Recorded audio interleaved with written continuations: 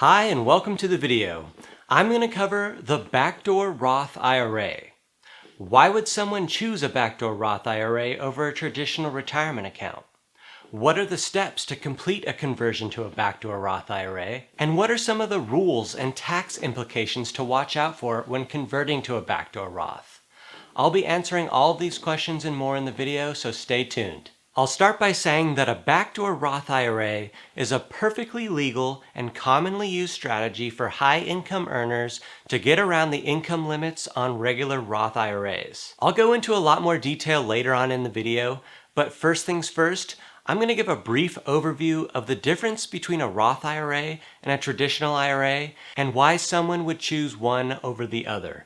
So if you're already familiar with how a Roth account works, then you can use the timestamps down below to skip ahead. Okay, so a Roth IRA and Roth 401k are retirement savings accounts that take advantage of tax-free growth and tax-free withdrawals because the money that's contributed to the Roth account is post-tax, meaning that your federal and state income taxes have already been deducted and sent to the IRS before your money goes into the Roth account. That's different from a traditional IRA or 401k, which is pre-tax, meaning that your money is deposited in the retirement account before any taxes are taken out. The advantage with a traditional IRA is that everything that you contribute reduces your taxable income in the year in which you put the money in your account. The major downside to a traditional IRA is that when you go to finally withdraw your money, you'll owe taxes on both the money you initially invested plus taxes on all of your earnings. So why would someone choose a Roth account over a traditional? The main reason to choose a Roth over a traditional IRA or 401k is because you believe that you'll be in a higher tax bracket or otherwise paying more overall taxes when you're retired. For example, if you're a young adult, it's likely that you're at the very early stages of your earning potential.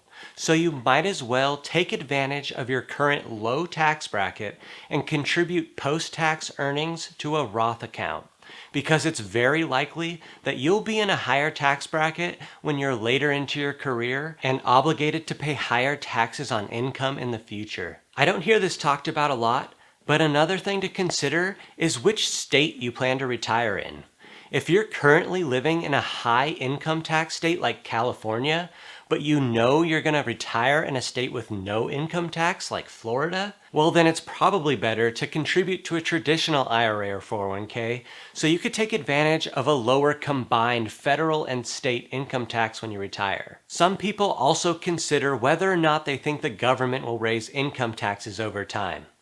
That's much harder to predict, but recent proposals lead many to believe that income taxes are set to continue to increase for high earners. So now we know what a Roth account is and why someone would choose a Roth over a traditional.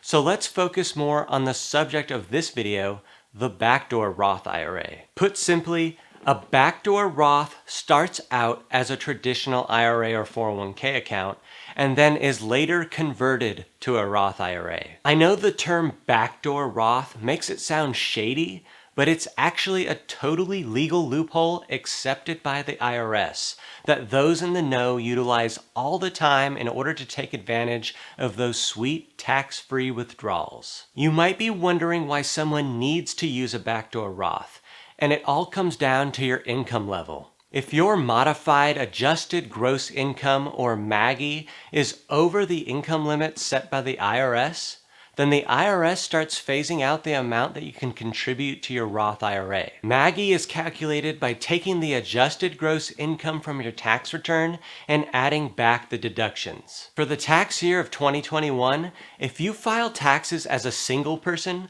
the amount you can contribute to a Roth IRA starts to phase out if you're earning over $125,000, and your ability to contribute to a Roth IRA at all phases out over $140,000. For married couples, the phase out starts at $198,000, and couples making over $208,000 cannot contribute to a Roth IRA at all. Traditional IRAs don't have income limits, and since 2010, the IRS hasn't had income limits that restrict who can convert a traditional IRA to a backdoor Roth IRA. It's important to note that the Roth 401k doesn't have any income limits, but some companies only offer a traditional 401k to their employees, which you can later convert to a backdoor Roth IRA when you leave that company. So then why would someone with a high income right now still want to contribute to a pre-tax Roth account? There's a few reasons.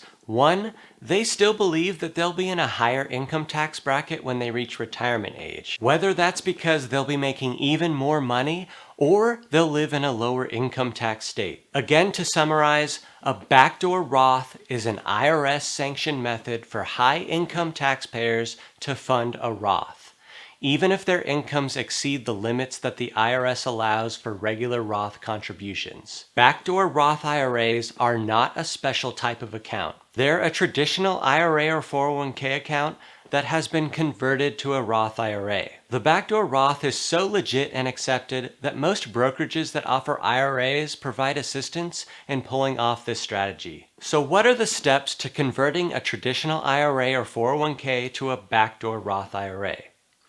The first step is to put money in a traditional IRA or 401k account.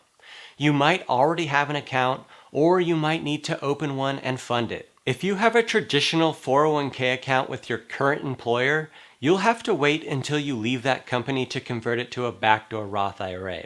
The second step is to go ahead and convert your traditional IRA or 401k to a backdoor Roth IRA. You'll have to reach out to your IRA administrator at your brokerage of choice, and they'll give you the instructions and paperwork to convert to a backdoor Roth. If you haven't already opened a Roth IRA with your brokerage, then you'll open a new Roth account during the conversion process. The next step is the most important.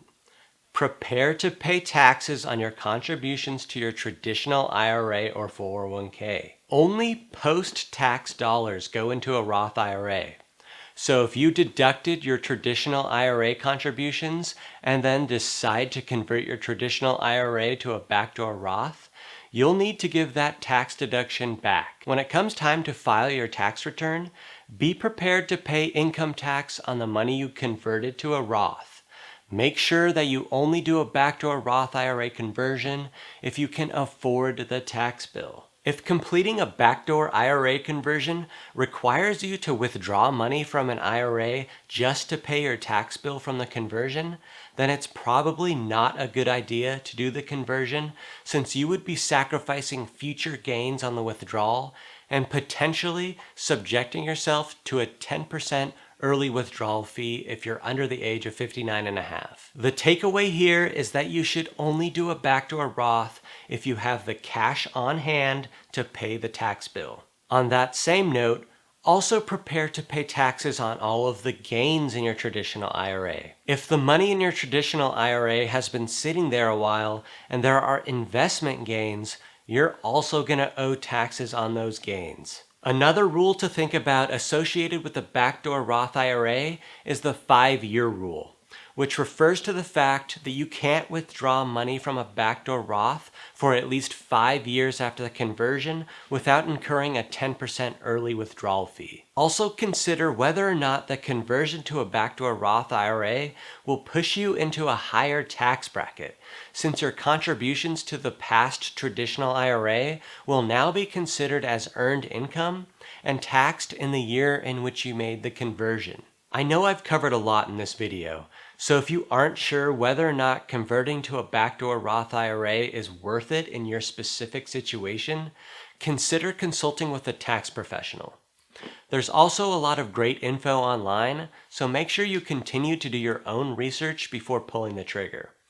Of course, I'm not a financial advisor and this is not financial advice, so have a good one and I'll see you in the next video.